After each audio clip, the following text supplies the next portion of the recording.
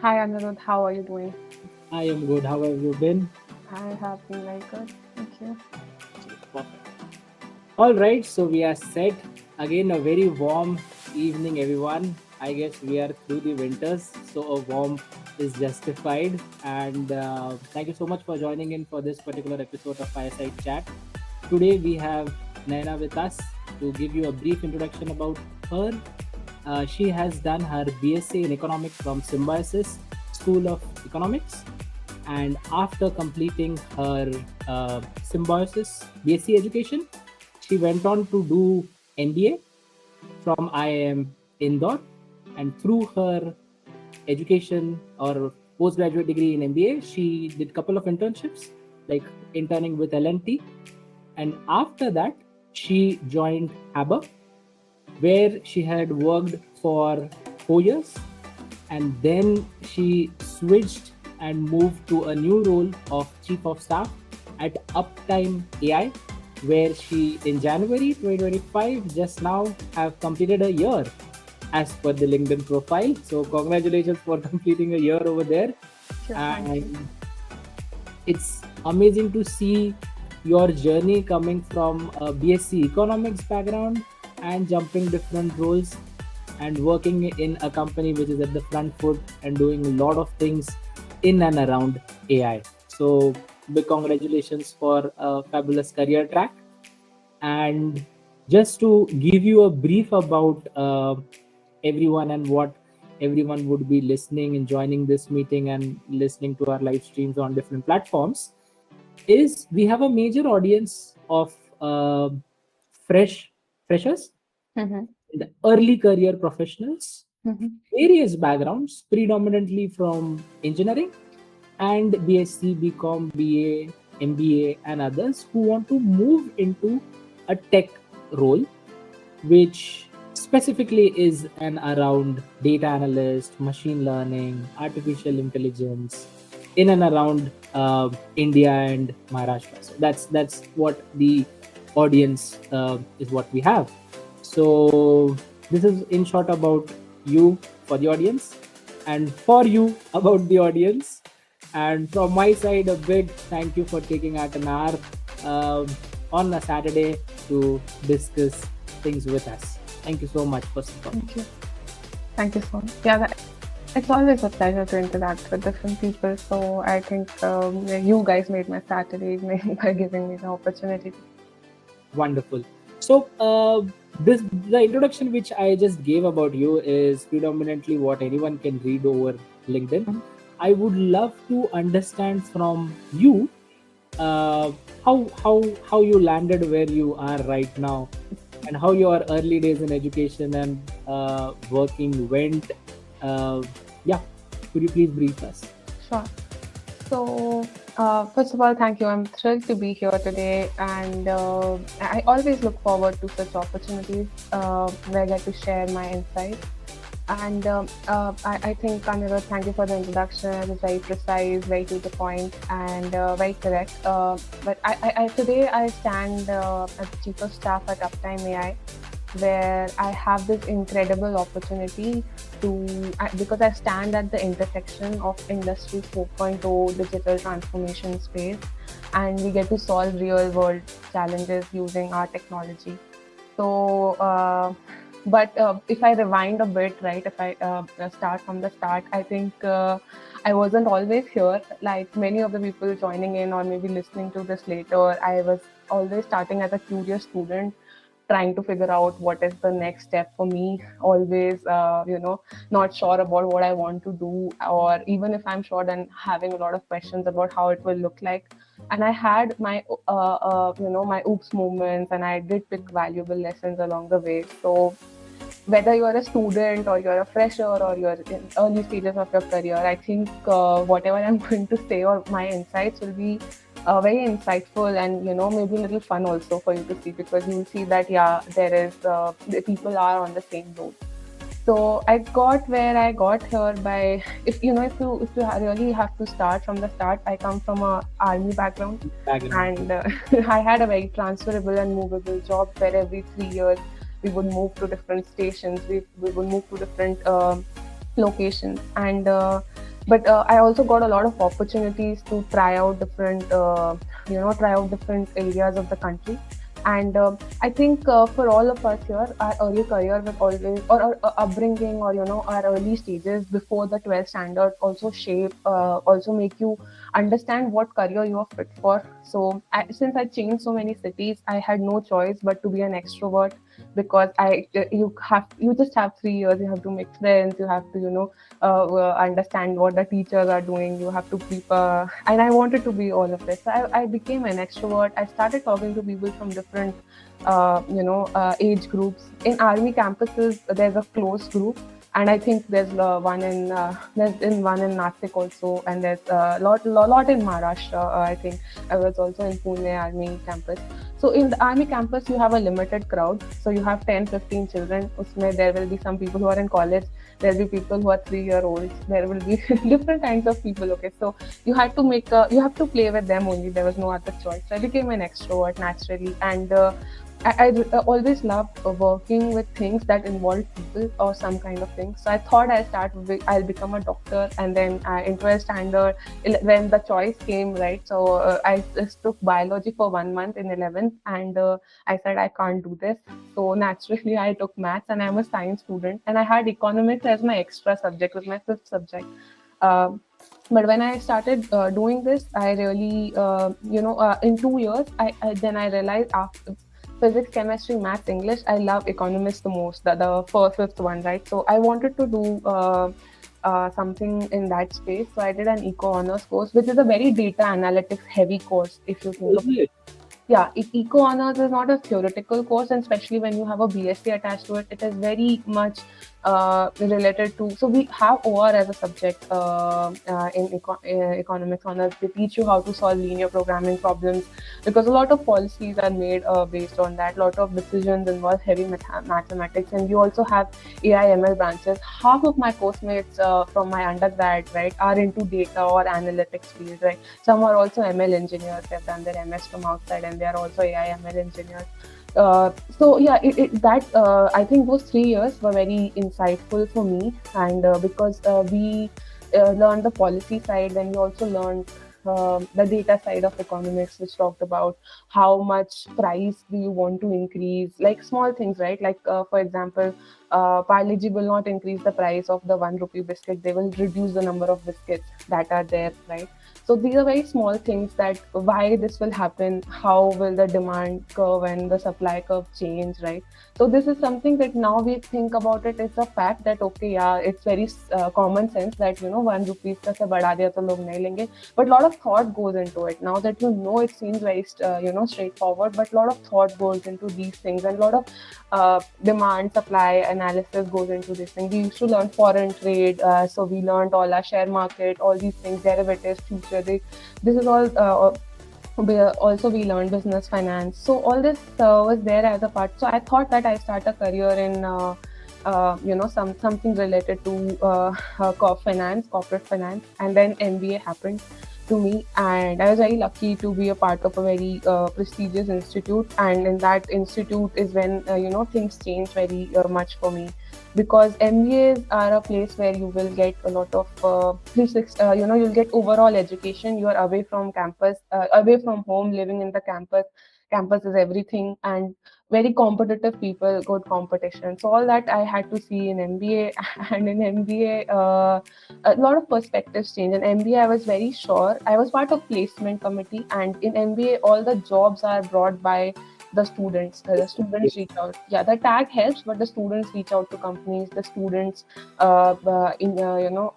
invite companies. The students talk to the companies. Everything. So I was part of that, and the students also. The placement committee also helps the other students in making their CVs, and also it's a very huge process. But what I am trying to say is that over there is when I learned that okay, definitely I want to be in the people space and working with people, networking. And I think I was lucky enough to get very good internships at very big companies, and I had good mentors in L&T. And I also had a pre-placement offer from L&T, but I joined Haber, which was a startup. Uh, And at that time, I had a question on why startup versus big L&T, right? There were several questions. I think we can talk about it later. But I chose a startup, and then from in the startup, I started doing. I started with different kinds of things. I think my first job was to. They wanted to like you have. They wanted to build a HRMIS platform where all employee data will be there, salaries will be processed out. They didn't have anything. They were doing it manually on paper. So that was my first job, to fresh out of MBA, to find a software that we can use and then implement it and ensure everyone use it. Everyone's performance, KPI, salary, everything will be on there. All policies and everything will be on there. So that was my first job, and then I think it was it kept changing. Then I had started taking up clients. I started closing, working with them, closing deals. So what I do right now is chief of staff. It is a very different title. I don't think everyone knows. It's a very startup friendly title. Bangalore and people who work with startups will know. So basically, chief of staff is like a right hand person to the CEO. Mostly business owners know, like they have this one person who understands the business very well, and when they are not there, can take things right. Most founders think कि अगर मेरे जैसे 3-4 होते तो मैं बहुत ज़्यादा कुछ कर पाता. So chief of staff is actually that position, or they call it the founder's office.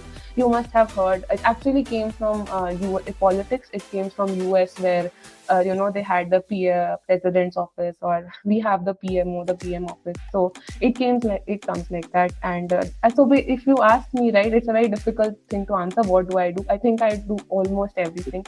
It's a very generalist role. I do everything. We opened an office in Dubai, so I did that. We closed a deal with ITC, which was 7 crores, so I did that. So there are different things that I will be doing. So it is changing a lot. But yeah, so I landed where I landed. I relating the extrovert part to where I am right now. I I also never enjoyed doing just one thing. So I always like to do different things together, like multitasking at a maximum level. Okay. So I think I didn't even know this kind of a job existed when I was young, maybe in my undergrad or just under.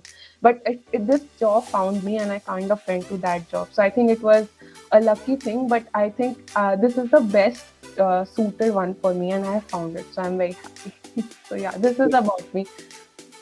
So it shows how happy you are, the way you explained your journey. Nice. Happy to see that you are happy. Now, I mean, you told that you were extrovert. Were you extrovert from the beginning, or you compelled yourself to be extrovert? It's very difficult to put a finger to it, but what I feel is that as a extrovertism as a personality trait, right, can have different meanings. Extrovert means that people who like to talk, but it also is important that what kind of things you talk. You have to make the samne wala person comfortable as well, right? You have to make the person in front of you comfortable. I think in corporate world today, for all the students and people listening out there, it is very important to not just work but also show the work that you are doing, right? It is very important to present it in a manner that is there. Most of the people, when they get jobs, they feel that okay, now my hard work will show for itself. I will work 10 hours and everyone will be happy. But it doesn't work like that. The people at the top, or they don't know, they are not always there looking at you and seeing how much you are working. So it is very important to show what you are doing. And that is where the extrovert thing comes in, where you have to be able to understand what kind of thing matters to which person, and you show your work accordingly, right? So for example, for an HR, you have to show something else. If you are saying to to your line manager, it is very different. If you're speaking to the person above your manager, your manager's manager, it's different over there. So I was not always an extrovert, but it happened to me. It's very difficult to point, but I think more than an extrovert, I'm appropriate. I know, because I work in the industry where we are working with heavy machines. Okay, we are working with oil and gas plants, we are working with paper plants, we are working with mining industry, mining. All these industries, they will have very old people as industry, like 50 years, 25 years of experience. And then we will have tech teams who are like, I think a lot of people tuning in 22 years, 23 years. Now you have to work with both, right? So that is where the extrovert thing comes. You have to understand both. You have to be able to talk to both, and you have to also help both. So yeah. I find a lot of people who don't take the initiative to talk to a stranger sitting beside them. So when you said extrovert, obviously you make a lot of friends in and around the company because the role in which you are in it Correct, demands that. correct. It Without does. networking and this triad in a personality, you cannot grow in this Correct, way, right? So correct, that's what I have to understand. But in general as well, I guess it is very understand to have this triad to be correct, able to talk to a stranger and then take correct, things from by making them comfortable, right? correct. Uh, just to understand how important was the internship Mhm. in the beginning of the Yeah, journey after while yeah, doing the MBA. What do you think? yeah. Okay, so I think personally, it was one of the turning points in my career, one of my career milestones. It was the COVID time. It was a remote internship. In the batch where this happened, right? So, but I had a very good mentor who gave me time. You know, lot of times in internship, it happens that bulk hiring, or you don't get a mentor who gives you time. But I got a mentor. I asked them for time, and they also were willing to give me time. So which is was very important for me to understand, because in early stages of career you are also looking at what is the right thing to do, how to do it, and is it am I on the right path. You want this reassurance every time, right?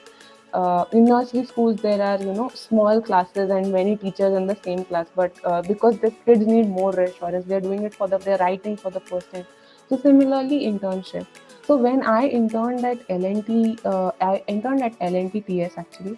So it was, and I interned in their HR department, which was very data analytics heavy. I was very surprised by how, how data driven their HR team was. You don't think that traditionally, because we will make fun of HR and say that it is, it's a soft skill, but it's also very data heavy role. So I was very surprised, and I was part of their data analytics team. They had a special team, a huge team, or just doing data analytics and doing these kind of digital transformation kind of a team they had for HR. And I had to analyze one of their policies that they had. I had to check how it was doing, and I also got to work in a chat bot that they were developing for all their HR questions and answers. They wanted to reduce the workload on current HR personnel because people will ask some questions. So we were feeding the bot. So I was not designing the bot, but I was feeding content to the bot that this is the content and the bot should learn out of it. So, so it gave me a lot of perspective into how much importance firms give to data, and how important it is to be able to read data, and how important it is to be able to understand data and do the analysis, and not get scared by the data that you are seeing, right? If you just break it up, take it easy one by one, and give basic analytics on the data. So that is what the internship taught me. The mentor taught me how important it is to, how to present your work, because at the end I had to give a presentation to everyone, right? To the CHROs over there, and they had VPs from different functions also join. She also helped me on how to presenting the data, how to make that PPT, how to be able to present at what I had done, what points to highlight, because you have just 1 hour, what points to highlight, what points to not highlight. So it was very crucial to help me understand what was happening. It was crucial for me to understand how corporate world works, right? Because if today someone gives me a choice and say that do this course free of cost for 2 months, or take an internship for 2 months, I will choose internship for the real world experience. If I can do both, I will do both. But the real world experience is very important. So that is it. It told me the basics, when to how to ask a colleague for help with how to ping people, how to be how to message them, taught me how to write a mail, basic things. MBA they will teach you, but how to do it directly, right? So all these things were there for me in the startup in the LNTTS. And I think real world experiences to everyone and internships are very important. And these days, recruiters also will look for more internships and real world experience and skills. We personally do that. And in LTTS also, they would value a lot on the internships and the skills the people have acquired through real world experiences. So yeah, that's what that's why it was very important for me to understand basic what I like and what I didn't like, and how, like, it was like the first step. It was my nursery of corporate work. Basically, this was L&T Technology and Services. Yeah, technology and services. Perfect. It is LNTTS. L&T Infotech, the Yeah, IT. This is yeah, the yeah. hardware one, right? Correct. And even that also, they were very data savvy and they were trying to Yeah, standardize. yeah. They were. Yeah. Perfect. Makes sense. Now, the question which we prolonged in the beginning: why choose a startup? Yeah. So I might be biased here because I've always worked with. I worked a major part of my career in startup, and the only corporate experience I have with is LNT. But my, a lot of people in my family, my husband have worked in corporates, so I have seen that. But that's like second-hand experience. But I feel why I chose a startup, honestly, at that time, right? To be very honest, the first reason was they were paying more. Number one reason, which is very common for all the people, right? They were paying more than entities because startups tend to pay more because they don't have a brand associated with it. So they will say, ki, okay, hum 1 lakh, yeah, we will pay you little more. So just to attract talent, it can be either way, but sometimes startups will do this tactic. So they came to an MBA college, so they did this tactic. They paid more, and also they give you more work also. So that is it. But the main reason why I chose a startup was I also spoke to my mentor who was there in LNT, and I also spoke to some of my seniors, right, who were there in startups and in corporate. So I think why I chose a startup for me was because I wanted to gain a lot of experience. I wanted to do different things. I wanted to see things very closely. I wanted to experience. I wanted to do multiple hacks, multiple things. I wanted to have the potential to grow exponentially, right? Because so that's why I chose a startup, because in startup it is not defined. You can be an engineer, and if you do a lot of ML, AI related project, or suppose the engineers in our company who are, or anyone, right, like who are developing developing a Gen AI product, right?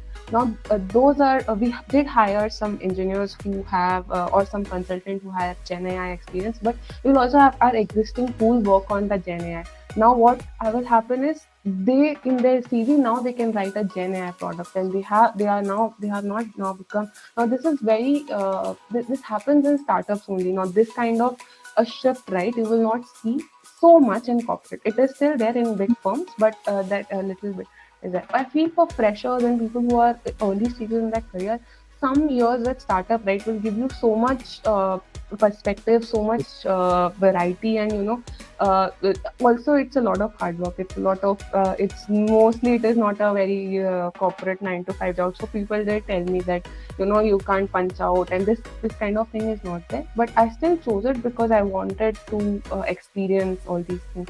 In startup, you will also see from the front seat that, okay, you will see all the deals actually. Even in small, engineer will see, okay, how much we have raised, how much money we have raised, how much revenue we had this year.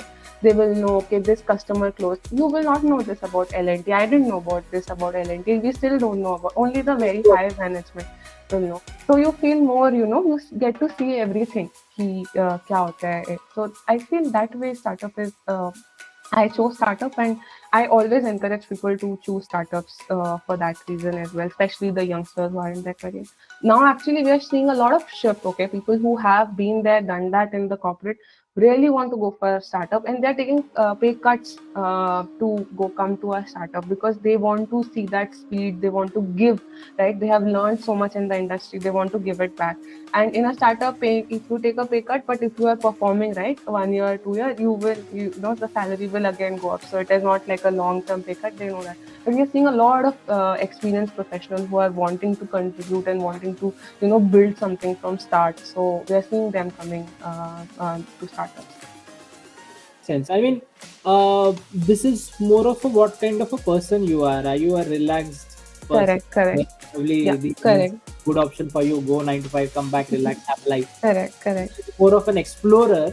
Then correct, need to know what's happening in and around in all correct. to wear multiple hats. So that's the place you should go for that. Correct. Yeah, I think that some years in a startup will,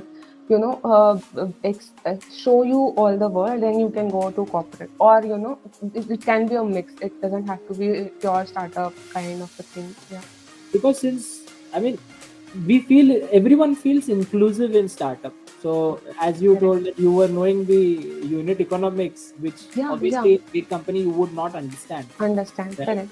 And generally this happens. I see a lot of people spending 15 years and then saying I don't enjoy my job. It's just a Correct. transaction for me, right?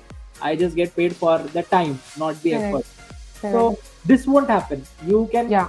realize this early in your career if you Correct. or work with a startup, that how which role is best for you. Is it analytics, is it some service or ops or whatever? Correct. You can do anything.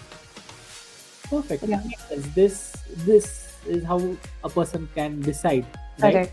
Now, while going through your education, you already mentioned that it was a tech savvy, analytics savvy education, Correct. and then MBA, which Mm-hmm. also nowadays a lot of data driven and business Mm-hmm. analytics and Power BI and other tools are involved. And then your startup, which was already working on Gen AI products. Mm-hmm. How do you think you have seen through COVID until now? It's been 5 years as well in this domain. Uh, AI has played a pivotal role. Correct. How do you think is the industry moving? Where it is going? What are the companies doing? Because yours is not experience in B2C. Correct. It's predominantly B2B with the big Correct. companies you are trying to work. So Correct. how are you getting that opportunity to think of a solution for them and where the trends are moving? Because a lot of Correct. I want you to give answers as a problem solver, a technology wise. Next Mm-hmm. would be what tools you think are relevant for anyone who wants to start or make a career in such companies. What tools would be important for a fresher or a newcomer to learn? Mm-hmm. I mean, you can just highlight the names. This would be Got the it. first question. But the first question is how the industry is moving in AI. What do you think are the forthcomings, and how are you identifying a problem for a big company and then building a solution around it? Got it. Okay, so first, let me give an insight on what we do or what this space, because this is not very common knowledge. It's a deep tech space. We call it deep tech, niche technologies. So we help industrial operations. Okay, we help industries like oil and gas, power, renewables, manufacturing heavy industries, continuous process industries. We help them reduce their downtime. We help them not have any kind of breakages or any kind of failures, right? Now, these are all the names that I took, right? So to put in a very layman languages, these are industries where demand of the product is not a problem, right? Oil and gas. Has anyone said no? I don't want any more oil. So these are industries where demand is permanent. Now you can earn as much as you produce. As simple as that. So if you don't produce in 24 hours, if you don't produce for 1 hour, you will lose that much value of production, because or that much worth of that you can sell that you have not made. So you will lose. Now for these industries, the major goal is to produce as much possible, have least number of rejections, keep their plants always running, and keep producing good quality goods, produce better goods. So increasing the production, and also it is to save energy, not use extra power, not generate a lot of waste material, not generate a lot of wastewater, use the water and energy, all these things very and not damage their machines, because those machines are very expensive and the repairs that to go are very expensive. You will have downtime. So the challenge is, right, if you are thinking like that. Now in these industries, they are very data. Uh, they are and data analytics haven. Okay, they are very data intensive. The kind of data that we deal with, right? It is so we deal with the sensor data. So for example, a temperature sensor that is in my room. So that temperature sensor will give data every minute or every 5 minutes. So we deal with 5 minutes, so all 24 hours of data, and then we will have almost 20,000 such sensors. So that is just 1 minute we're talking about. So we deal with data at that level. Now, what we are trying to, as a company, what we do is all these machines are interconnected. We have correlations, and we use this data. We use the historical data. We analyze the trends, what are happening. We also have some SME insights, subject matter insight built into the tool. And based on that, we understand when something is not behaving correctly. We correlate it with different parameters, and we give an alert to the customer that, hey, see, I think your temperature, is dropping very fast. It does not drop very fast. So can you check? And then we'll put all the other macro parameters also, right? Like weather and all these things, right?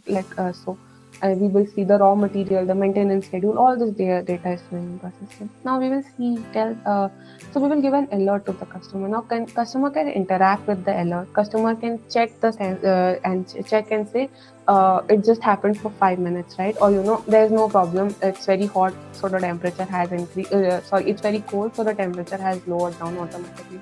And they can say yes or no to the alert, right? And similarly, the tool will learn and keep generating alerts. Now, traditionally in this industry, what happens is they are threshold-based alerts. So, for example, your body temperature is more than 100, they will give an alert.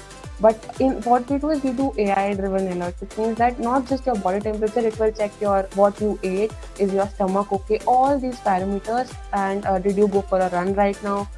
And then it will give you an alert for if your body, everything it will check, and if it makes sense, then it will give an alert.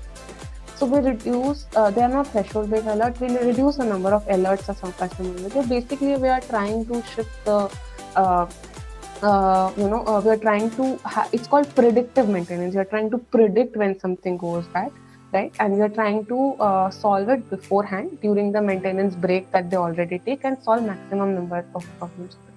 So that is what we are trying to do. In this industry, I think when the industry started, it just started with sensors. People will start, every sensor data was separate. They will keep analyzing that sensor. Then they started correlating the data. Then they started checking the vibrations on the machines. They just started monitoring it. And then, when something would happen, they could find what the root cause, or they could just see it in real time. Now they have moved to predictive maintenance, which means that they beforehand only they see the behavior, the anomaly is generated, and they are able to address something that happened beforehand.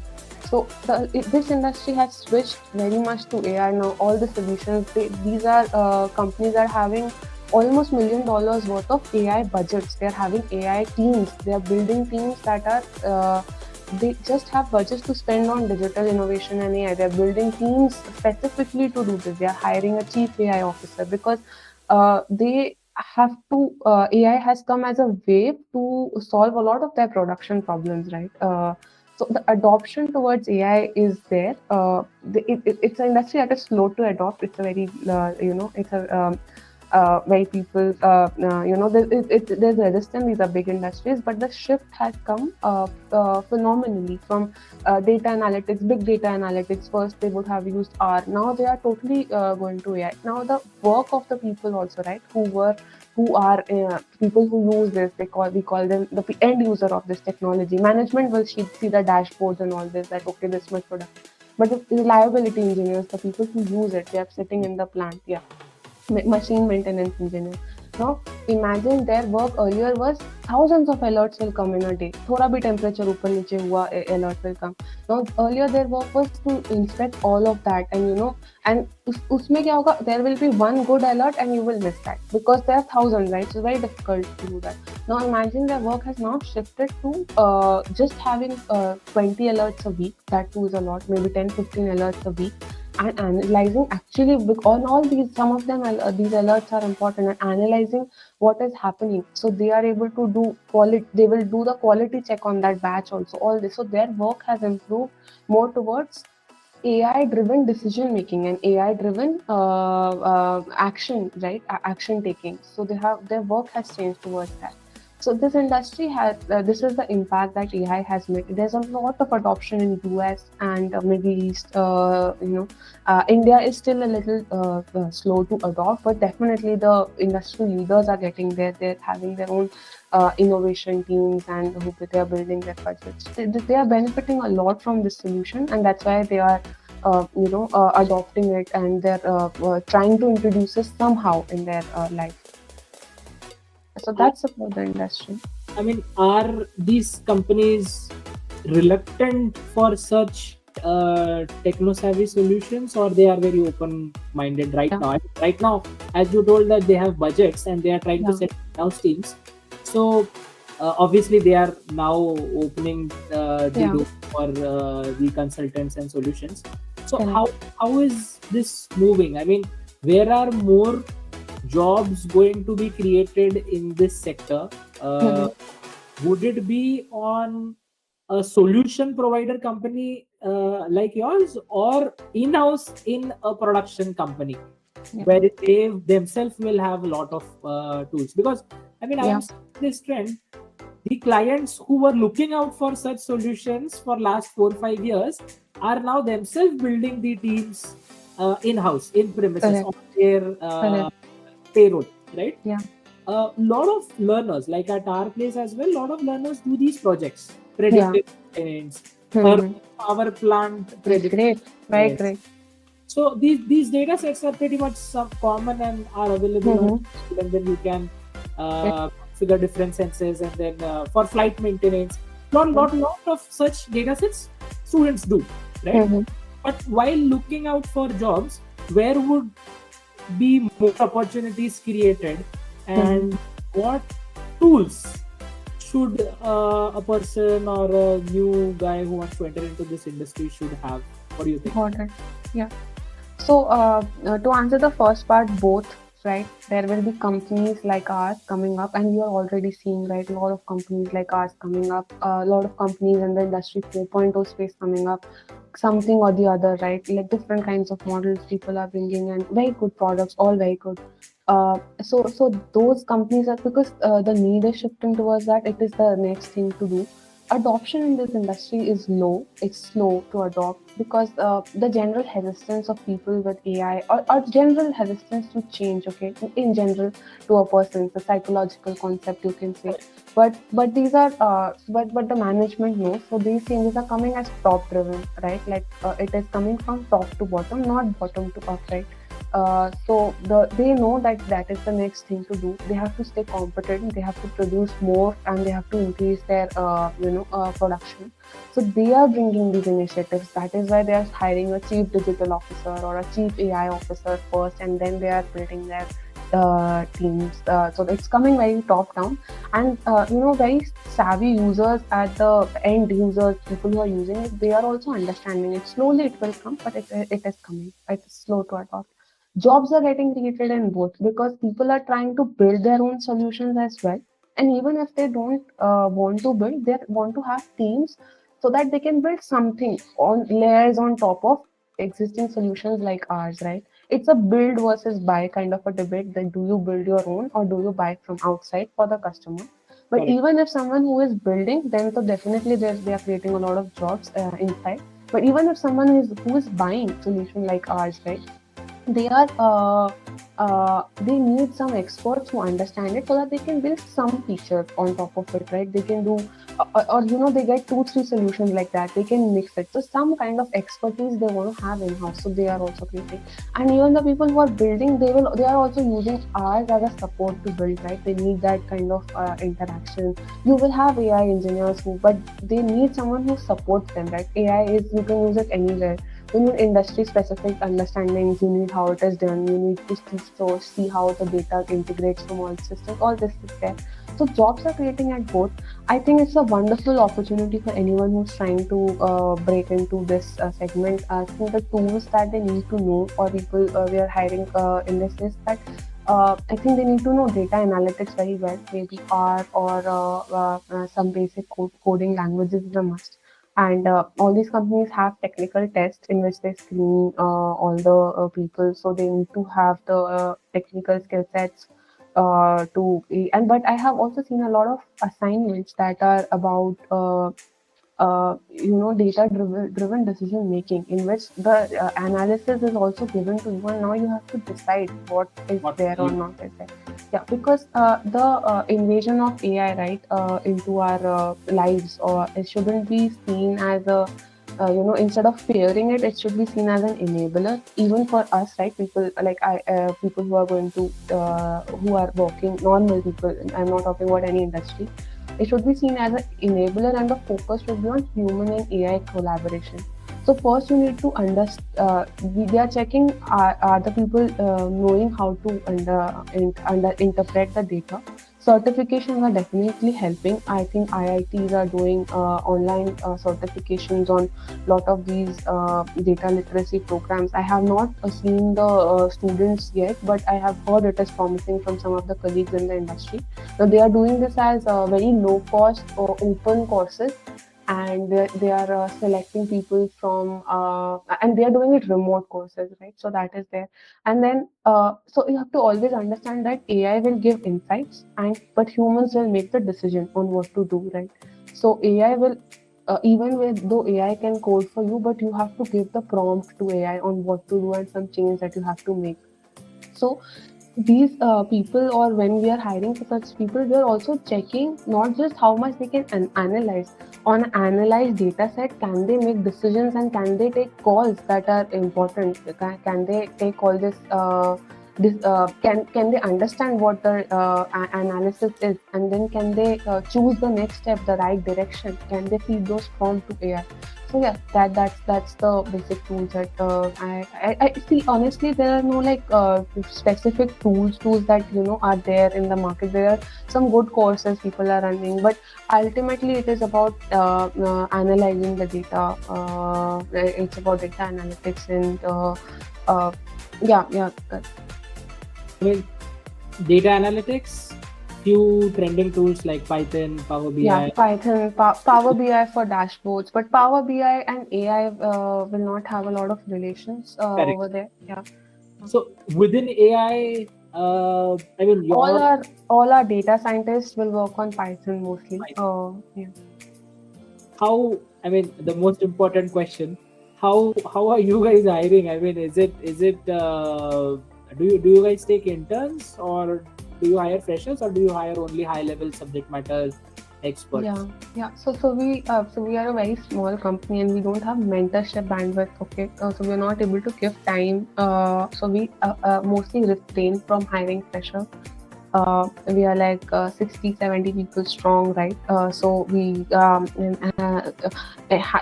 have good training programs, we don't have good mentorship. We definitely would love to hire freshers and interns, because when you hire them, they have a very nice career trajectory. When you hire freshers, right, you will see versus a lateral hire, the career trajectory is very beautiful. They grow very well, and we want them to, after, because we also see after 5-10 years on the line, I would rather want to see someone who joined from has been 10 years, right, and then we want to promote them. So we really want to build a talent, but right now we are so occupied with other business things that we have put building the training and all to a backseat. And maybe we take it in the third quarter, which is July, August, September quarter, for this, when we build a training program. We kind of decide what course we will give to a fresher, and then we will hire freshers. Because right now hiring freshers, it will be like putting them to fail, right? Because our expectation will become we won't be able to give time. So that's why we are not hiring freshers. But there are a lot of companies out there who are hiring freshers, putting them through training courses, and a lot of startups too, right? So they're hiring software engineers or developers, or or people who are heavy on data analytics and R or even Python, right? And then they have big teams to support that. So yeah, there's a lot of opportunities out there, but particularly not for us. Okay. Uh, One more experiential question for you. See, I mean, anyone can work out around data analytics if you have Correct. skill sets. So Correct. almost everyone in the audience would be equipped with these skill sets. Okay. Mm-hmm. Second, domain knowledge is the key, right? So you need to know the domain. Like Mm-hmm. for you, if we were to see, you are with the heavy production Correct. company Correct. manufacturing, right? Correct. If someone who's looking from outside Mm-hmm.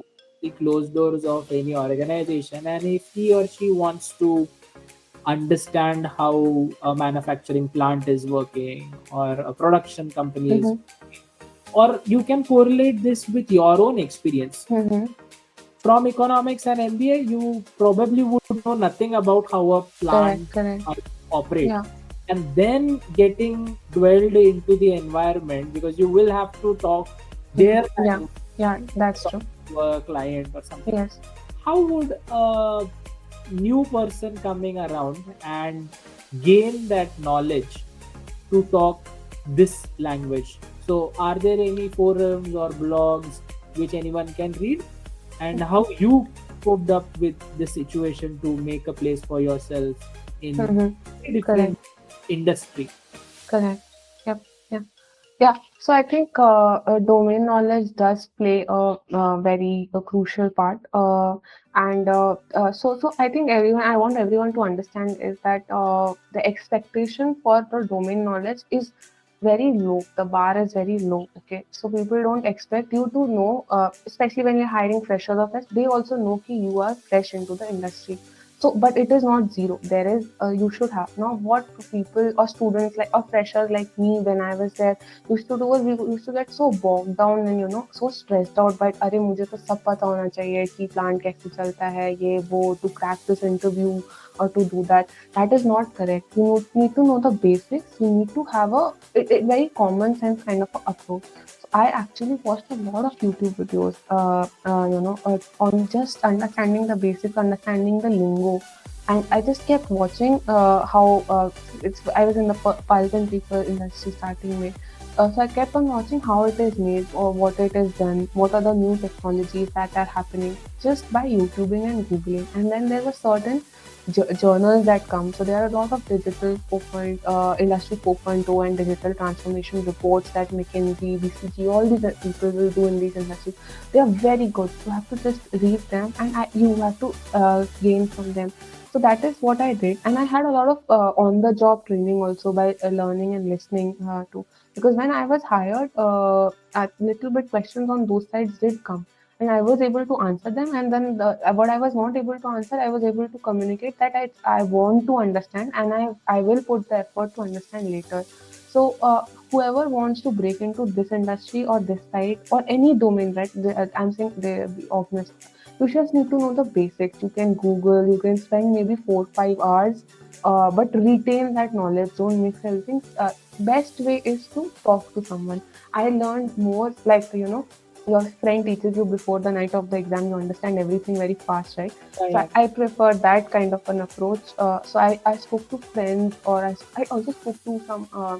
My relative who was working in a plant for long time, right? So I told him what happens, and he told me shifts होते हैं. He told me production का target every day decide होता है.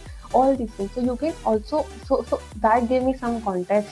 And then when I started seeing my own research, also starting making sense. But my message out there is, don't feel that you need to know everything. They are also understanding. They are hiring you for your for this skill.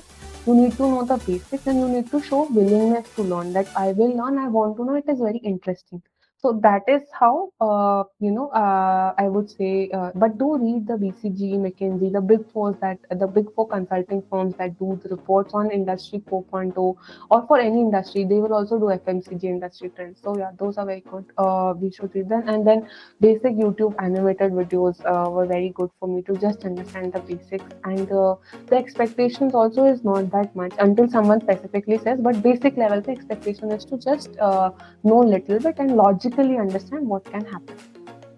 I mean, you have to take effort, so at least read. You have to take efforts to read. Yeah, you have to. Yeah, yeah. You can't go and just say ki I don't know, or I didn't read, because biggest biggest turn off for a company is when you haven't googled them and you haven't read them about them, right? Because they feel that you want a job, and then you should, because even right when you meet a friend or anyone, right, you see their Facebook or Instagram profile.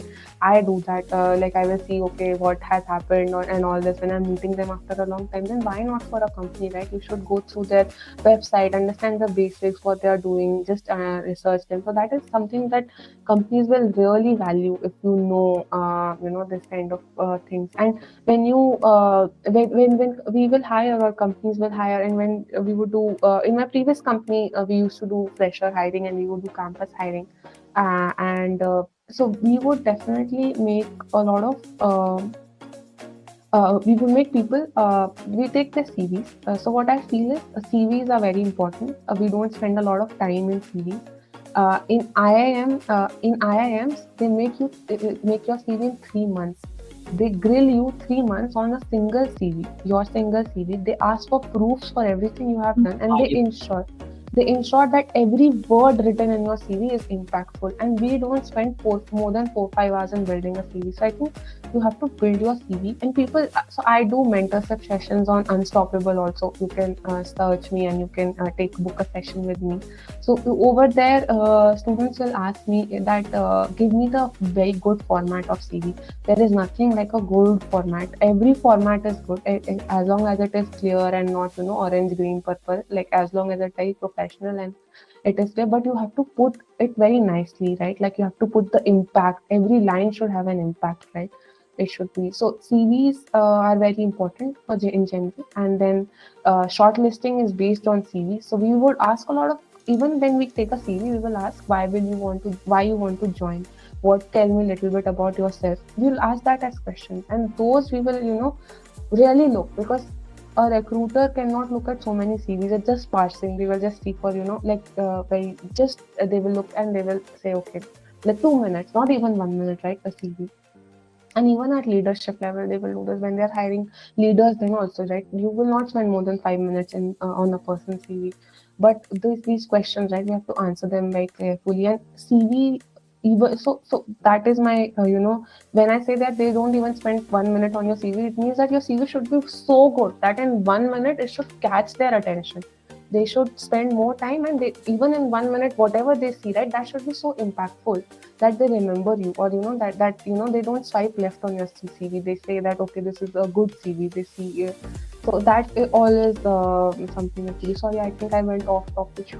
Think No, no, something. this is very important. I mean, my next follow-up question was your concluding remarks Uh, for any kind of learner who want to get into this industry, and you okay. pretty much answered that indirectly. That's very important. Yeah, yeah. So I think when people want to get into an industry or get a job in general, either their CV doesn't get shortlisted. So for that, the CV should be very good. You should pass it to ATS. You should use ChatGPT. Put the JD. Put your CV write up, copy paste, and say how relevant it is. Score me on every point on the JD, and ChatGPT will give you her point पे 4 out of 5, 5 out of 6, and क्या मैं डाल सकता हूँ उसमें to improve my CV and that. Focus on a lot of companies are now moving becoming very skill focused, right? They're not seeing your education, they're seeing what courses you have done, what internships, what projects you have done. So focus more on that. There was a long time back when people will say we only hire from these colleges, we want them, but now it has changed. So add these to your CVs. Second problem people face is they get an interview, but then they get rejected from the first round of interview, right? So for that, just have to You have to lead the interview, not the interviewer has to lead you. You have to understand that very well. Tell me about yourself is the most important question in the interview. Telling everyone today, it is the most important question in the interview, because that is where the conversation uh, that is where the recruiter has the most attention. First of all, it is the starting. That is where the conversation they can pick from that and start the conversation based on that, right? That is where to make that impact.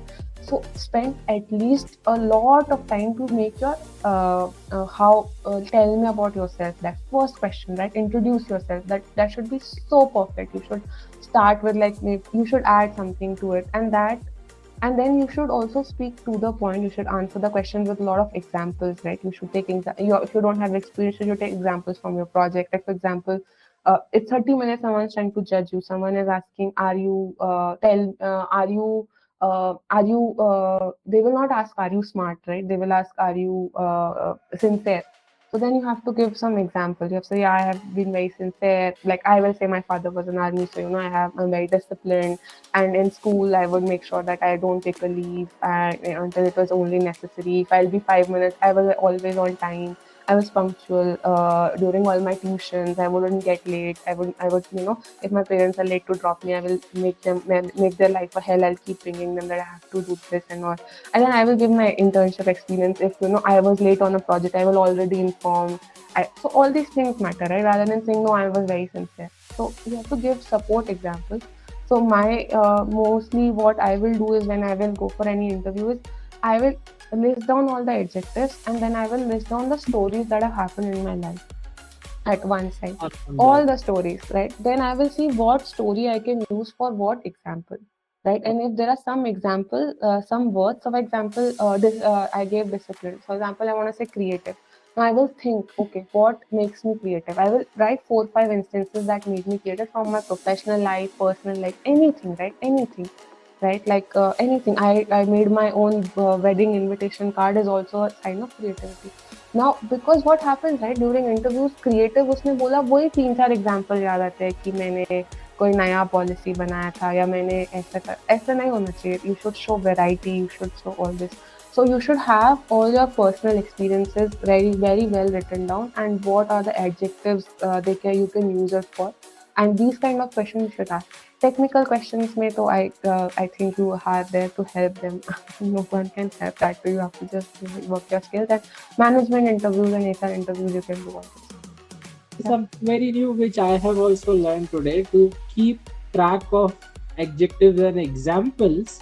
Yeah, Now, definitely. that is a very good trick. I mean, Yeah, that's a very good trick. And you can some adjectives you can also have stories around your life, what you have done, because during that time in the interview you will never remember the best thing, right? correct, correct. Makes sense. Absolutely makes sense. If you can jot it down, so we'll have this as a standard practice every time at our place now. Perfect. So moving on to the Q&A, we have a couple of questions, out of which I would like to ask you a few in due respect to time. Sure. Which website or application does the organization use to review and screen CVs, according to you? Okay, so what website or application do they use to review the CVs? Right, got it, got it. Yeah. So see, all the API, all the application tracking systems, for example, Zoho, right? They have their when you apply, right? So suppose a company uses Zoho, so they put their job in Zoho, then they are able to publish the same job in Naukri, LinkedIn, everything, right? Now when the resume comes, it flows into Zoho.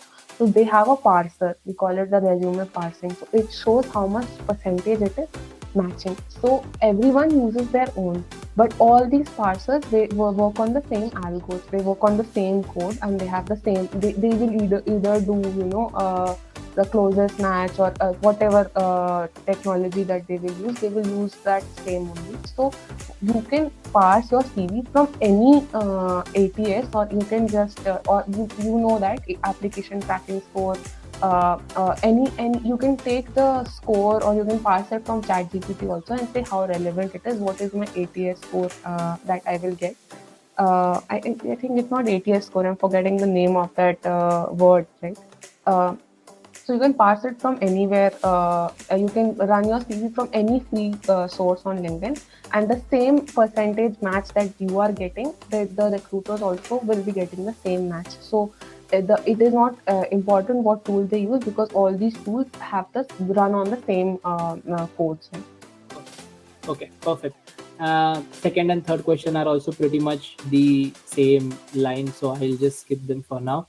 Uh, your work sounds more like the Industrial Revolution Yeah, 4.0. meaning that. Really interesting. Is there any way that students at Fireblaze could collaborate with Uptime AI just to get an idea about a real-time project? Do you offer? So there's the industrial internships. What Yeah, I yeah, yeah, yeah. Yeah. do So you see, I will, have? yeah, I will try to ask my team if they want to do something like that. Problem statement which we could work on for you with all Sure. the proper NDAs or something. Sure.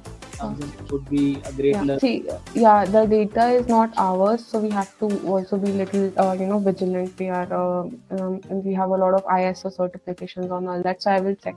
But definitely something else also. Yeah. Makes sense. Then there are few questions around the ATS part only.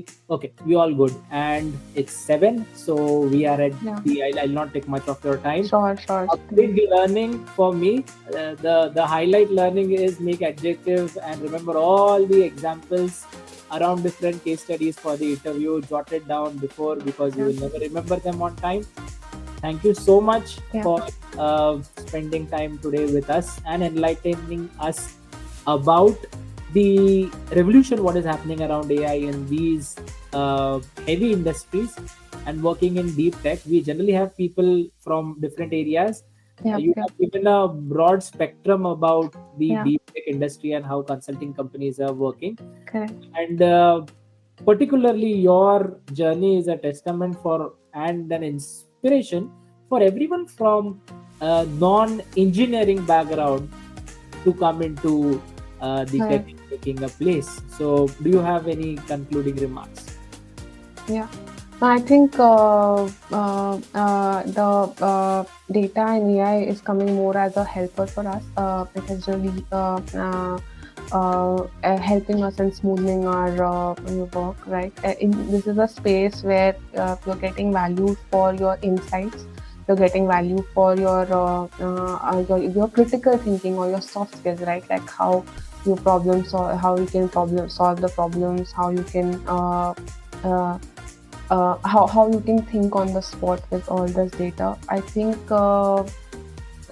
today, as people who are in corporate, we should understand how to work with AI rather than fearing it, and we should also uh, uh, try to put ourselves as critical thinkers forward, because that is always the preference of the organizations will be, right, for smart individuals who are able to present and understand the problems, right?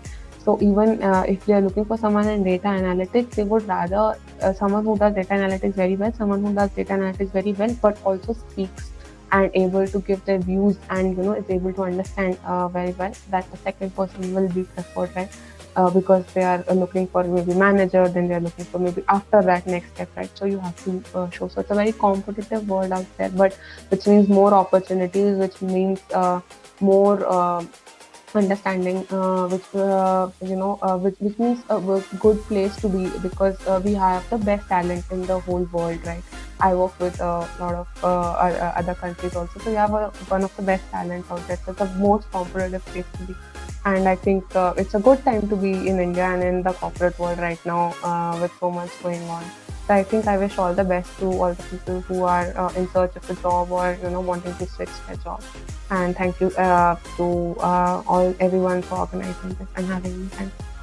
Thank you so much. Thank you so much, Naina, for enlightening us today and sparing the time with us. All the insights are very much valuable to us. It's a lot for us. Thank you so much. Thanks, Anurag. Thanks. Thank you everyone for listening. Yeah. Bye.